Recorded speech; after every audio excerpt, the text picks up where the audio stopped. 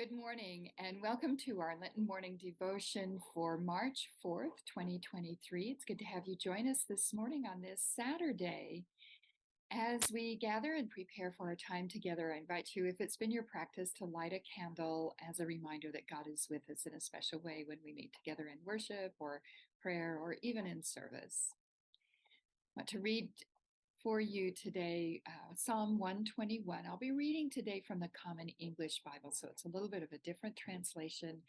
I hope it adds meaning to your hearing. I raise my eyes toward the mountains. Where will my help come from? My help comes from the Lord, the maker of heaven and earth. God won't let your foot slip. Your protector won't fall asleep on the job. No, Israel's protector never sleeps or rests. The Lord is your protector. The Lord is your shade right beside you. The sun won't strike you during the day, neither will the moon at night. The Lord will protect you from all evil. God will protect your very life. The Lord will protect you on your journeys, whether going or coming, from now until forever, from now on. I'm sharing with you today a rerun, essentially, of a prayer and devotion that we aired back in February of 26th of 2021. It's about altars. There are two altars in our English language. An altar, A-L-T-A-R, is defined as a place, a table or flat-topped block used as the focus for a religious ritual, especially for making sacrifices of offerings to a deity. It's a noun, it's a thing. We tend to see altars at the front of churches. In ours, there's three things that are usually on it: an open Bible, candles, and a cross. Sometimes there's flowers. It's where the offering plates are placed once the offering has been collected. It's the place where we put our offering to God. There's another altar in our language, A-L-T-E-R. It's not a thing. It's a verb. It's an action word. It means to change or cause change in character. It often has to do with structural, small but significant changes. I even think of those small but significant changes to be for the better. One altar spelled A-L-T-A-R, the other A-L-T-E-R. Someone once told me a good way to remember which one is which is that the noun altar, A-L-T-A-R, with the A in it, comes first in the alphabet listing and should come first in life.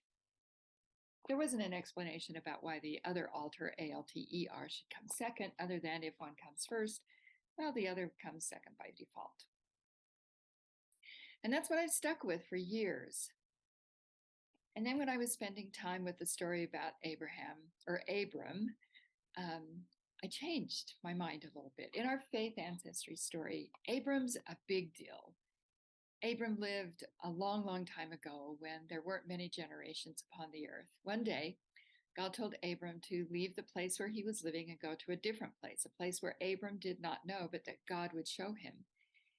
When Abram got to the place that God had in mind for him, he built an altar, A-L-T-A-R, and then he journeyed some more and got to another part of the place that God had in mind for him and built another altar. There's more to the story that has been written and kept for us in the book of Genesis. Some of it is pleasant and some of it is not.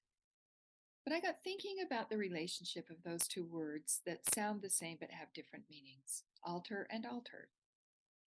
I think they're closer than we know.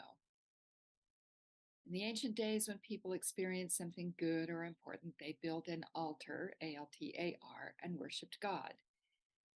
When we do that, truly worship, give thanks, express our gratitude, perhaps offer something in generosity and thanksgiving, it has the potential to change us, to alter us. You might think about being altered at the altar. And often it's the other way around, or the potential for the other way around. Do we recognize the times when we are altered, changed in some small but significant way, and then build an altar or worship or give thanks to God? In other words, as we grow in life and faith, as we are altered, How do we offer that on an altar as we alter? How does, I have to say that over again. In other words, as we grow in life, in faith, as we are altered, how do we offer that on an altar? And as we alter or worship, how does that alter or change us? It can be a chicken and an egg kind of thing. Worshiping and worshiping and growth are reciprocal, circular, kind of a dance of sorts. It implies that when we are in a relationship with the holy, the divine, the creator, the universe, higher power, the force, God, whatever language we would put around the creative being or energy, a relationship of awe and honor, we are changed. We are altered, often in small but significant ways, which leads us more deeply into awe and honor. And beyond ourselves, society is changed, altered.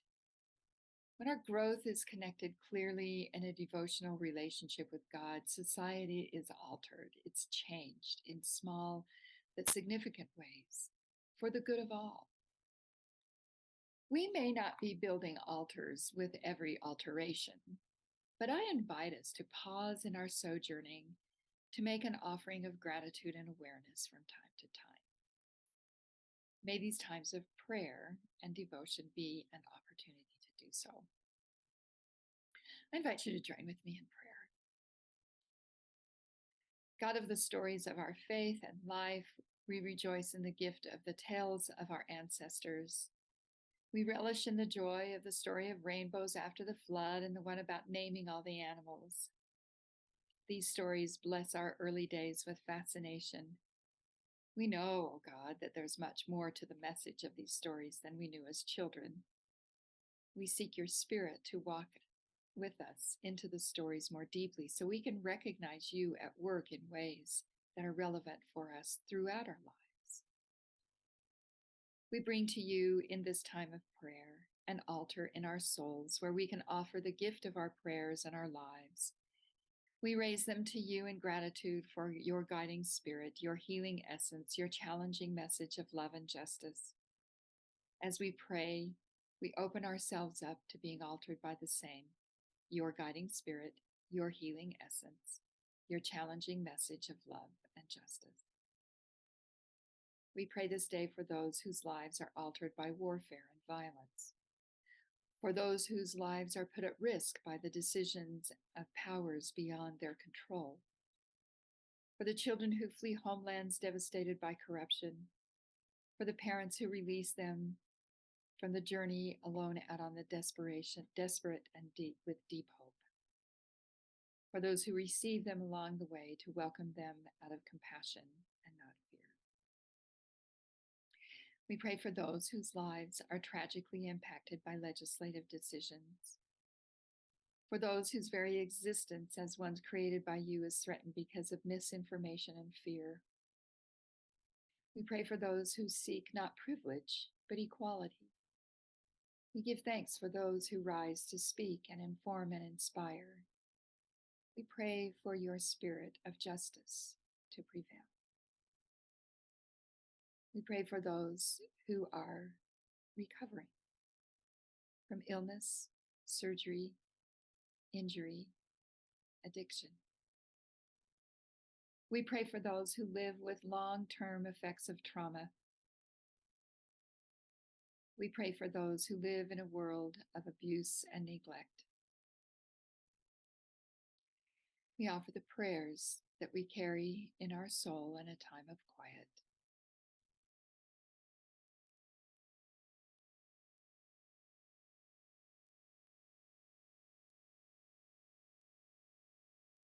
We give thanks for the many ways we experience joy and pray that we may be carriers of that joy in infectious ways.